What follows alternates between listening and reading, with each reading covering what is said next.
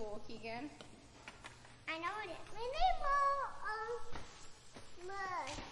More mud? I think you guys have enough water in your mud, that's for sure. Ew. That's very runny mud. Sticky water. Right up. You know, it's hard to scoop it because you guys have so much water. We're going to use more mud. We're going to have a really spongy cleanup today.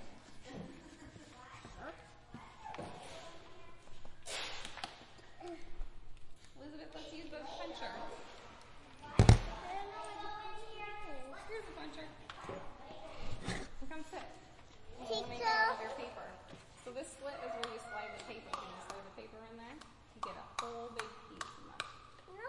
Just perfect. We're going to put it on the table. We need another mud. Good job, girl. We need another mud. You need more mud? We need another mud. That's a lot of mud. I think that will be good for everybody. I think that's the only mud we have. Hey, Marco. It's just the right size. Hey, can I For have these that? guys for the right height? I think